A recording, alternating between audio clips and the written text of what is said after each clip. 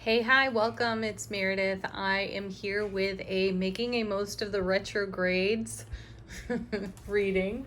Uh, so I've had some intuition encouraging me to double check and make sure I had all the planets that are in retrograde represented. And sure enough, there was one more.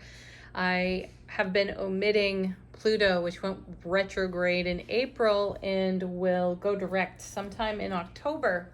So when Pluto is in retrograde, let me read from the great Google. April 29th in Capricorn. This energy will begin to resurface old wounds and emotions that have been dormant for months. Our feelings may be hot and cold as well as deep. And doesn't that just resonate? Considering what we see in the daily messages, we've had a lot of opportunity to take a look at what was once unstable in a very stable environment or energy atmosphere. So, yay, Pluto, thank you. And Saturn, Neptune, Chiron, and Jupiter all in retrograde. Check the last video. I went over some of the detail of what it means for each of those planets to be in retrograde. It is at the very beginning of the reading. I will link the playlist for this series of videos for you at the end of this one. So let's get into our Rider-Waite message of how we might make the most of the retrogrades. Our first card. Go figure, Judgment. We're getting called. We're receiving a call. Hey there, pay attention. Listen up. Gabriel's blowing his horn, right? That's what's happening on this card, and we are having an opportunity to take another look at something. And retrogrades are perfect for this. It's kind of a redo, reflect. Excellent card. Let's see what it's connected to. What is Judgment actually calling us out for? Oh my gosh, look at that. The Tower. See, something of the past there is rising, resurrecting, and it's connected to a prior Tower moment. So this is one of those, I invite you back to the debris field of your tower crumbling. What's there for you? And doesn't this is amazing. Isn't it incredible that we're adding Pluto to the mix? That Pluto's been omitted from these readings since the start of this series of videos. So if Pluto's going to call our attention to some old wounds, what better environment for us to go exploring the debris field of our own tower? This tells our own fallen tower, or the one we've torn down. This tells us there's something of value, something worth resurrecting, reflecting, reminiscing. There are some hidden gems, that's what I'm feeling, in a past event that likely comes to mind frequently, comes to mind and heart frequently. So there is an energy here that is seeking compassion and release even. Okay, wow, gosh. There's some heavy hitters here in the first three cards. Now we have the Three of Swords. See, again, pain, loss, sorrow of the past. I do feel that these swords are no longer penetrating our hearts. Yet there's something in the memory field of the Three of Swords that is calling to us, bringing us back to when we took down or a tower came down. Coming with the Three of Swords, look, beautiful. Four of Swords, yes. That's an excellent combination of cards, and they fell out of the shuffle together. So this is peace, rest, rejuvenation for the spiritual warrior. We are at peace, we are at ease, and we are at grace. And what better energies to take a walk through the debris field of the tower as our attention, as our heart, mind, awareness is drawn to what may be lying in the rubble that is there to serve us. Specifically, I am now feeling, and I'm hearing from my guides, have you learned to leave it alone? That's the question. So something is surfacing within our memory field. Fine, that's great.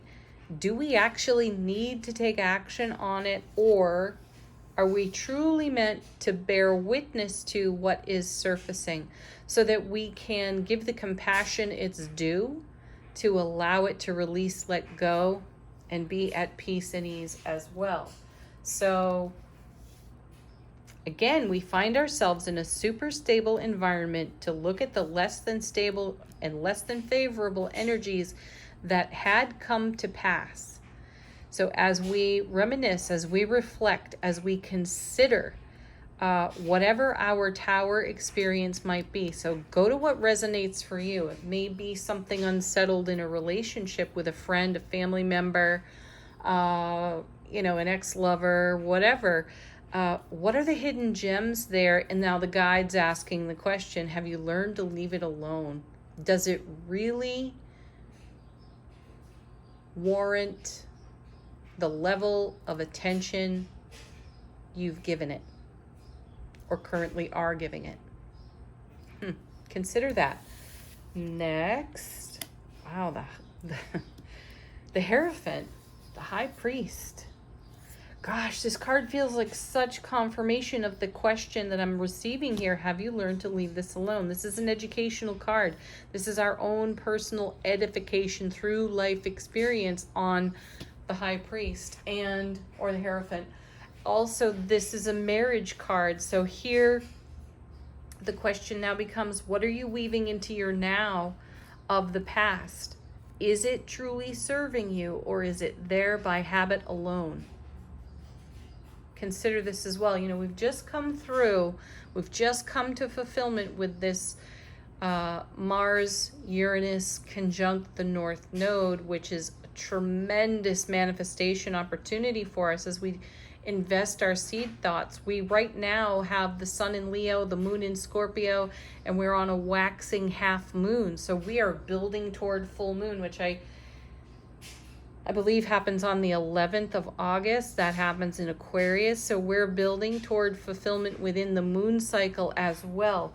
We want to put a keen eye on the energies we are investing in our current development manifestation. Next, the Fool. Yeah, because we're on a whole new adventure. And the pieces and parts of the less than favorable or less than ideal energies that we have traversed, endured, survived, and healed may still be having some sort of an influence on the now moment. And whatever that influence is, we must ask ourselves, how valuable is the investment? Is the energy even valid, current, and worthy of being woven into the fabric of the oncoming adventure in the Fool? I feel guided to confirm each one of these tarot cards with an Angel Answers card. So what do the Angel Answers have to say about the Judgment card? What's at the heart of that card?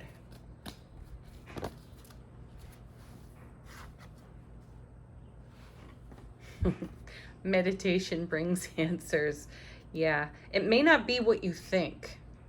So I know that can be slightly confusing. So meditation will bring answers. And what I'm sensing here is some sort of epiphany coming out of judgment in the realization of what we're still carrying with us. So our attention is being called by the Archangel Gabriel.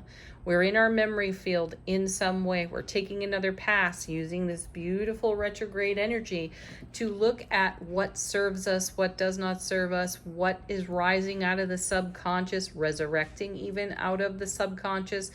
And we may surprise ourselves while we can easily connect to, recall something in our recent life experience that resulted in a tower moment. We may have the epiphany that surprises us when we simultaneously discover there's a little bit more to the story. So certainly meditate in the way that is most comfortable for you, and allow yourself to be informed. Let's clarify, confirm the Tower card. What do angel answers have to say about the Tower?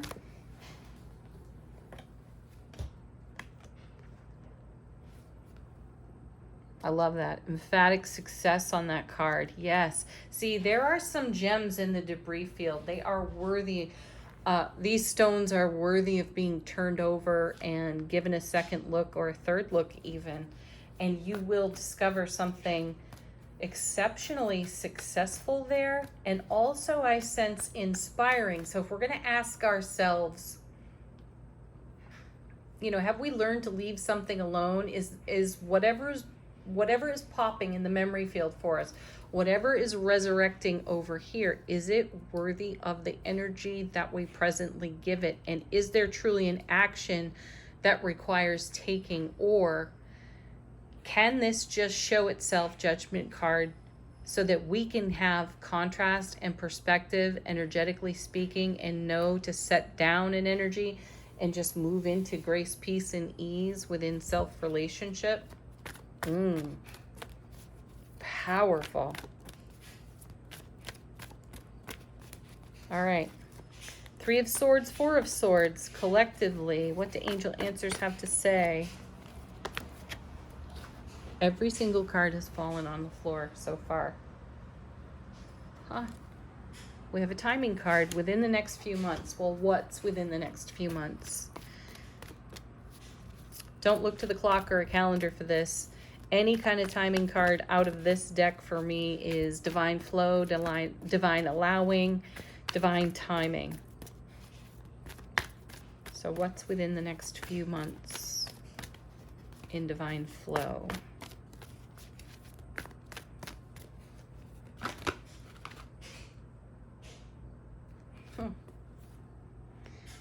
Fantastic. Thank you, angels. It's up to you. So, over the so-called next few months, or in divine flow, divine allowing, it will occur to you, if you want to carry this Three of Swords Tower energy any further. There's no, even though we have the Judgment card, there's no judgment on that. You know, the life cycle of a spiritual experience is to be determined, right? It's to be determined by you, though. So here we are making the most out of the retrograde planets. They are going to be with us for the next few months. Some of these don't start turning direct until October at the earliest and December at the latest. So this is a wonderful window of time, so-called time, for us to be taking a look at what's rising, resurrecting. There's no rush on this. You don't have to feel like, oh my gosh, I need to let go of something. What is that? I better discover it right now. No, just stay in divine flow. Let's hear from angel answers on the Hierophant.